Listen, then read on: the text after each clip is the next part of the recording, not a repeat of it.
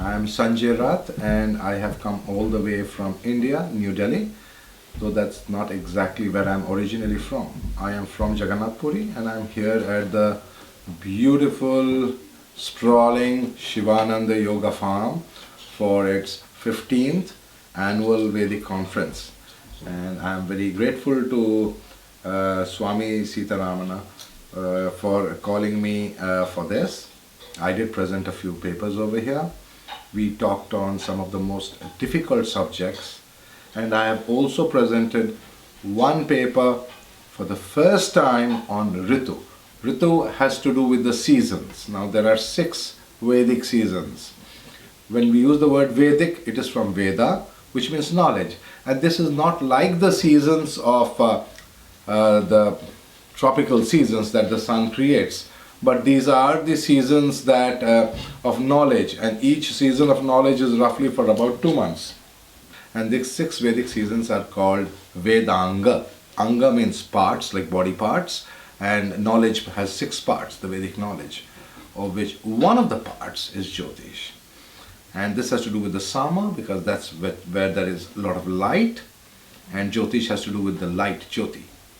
So in that way, we also get a lot of idea about how the seasons influence our lives, particularly about relationships, of whether we should marry, we should not marry. And marriage or not marriage is just a very critical decision that we have to take on our spiritual path. Most astrologers start looking at the 7th house straight away, and that is where they go wrong. Actually, the first thing you need to see is the 12th house. So when I taught Ritu, I actually proved how the 12th house decides these matters, how the 12th house is having such a strong influence on you and in your decisions of whether you should take a complete renunciation path, or maybe you will find a partner who will walk the spiritual path with you. These are things that we debated on.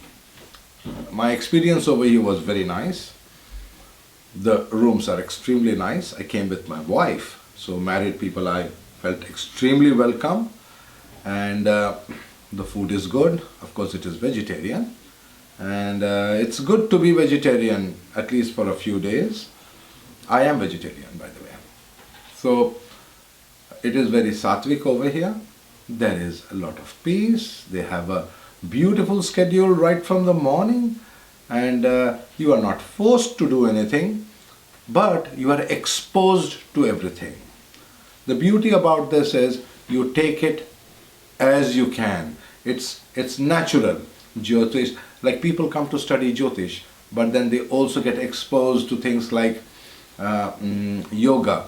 They get exposed to things like pranayamas. Now, of course, yoga, the relevance of yoga. Yoga is very important in our lives. Everything is about yoga. Yoga is about union with God, ultimately. And in America, of course, Hatha Yoga is very popular. And Jyotish does tell us a lot about how and which aspect of yoga develops well within us. Yoga is everything. Yoga is also about knowledge. Yoga is, as I call, sam yoga, the coming together of two for multiple purposes. And if it is sharing of knowledge, then definitely it is the Guru Sishya Parampara.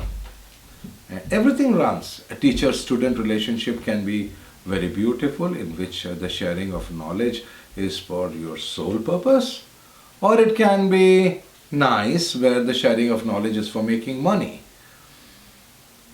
You have had very good teachers who have taught you good things to make money. How about coming to the Shivananda Yoga Farm, spending a little time here, so that you also have the experience of the bliss of a teacher guiding you through your spiritual life.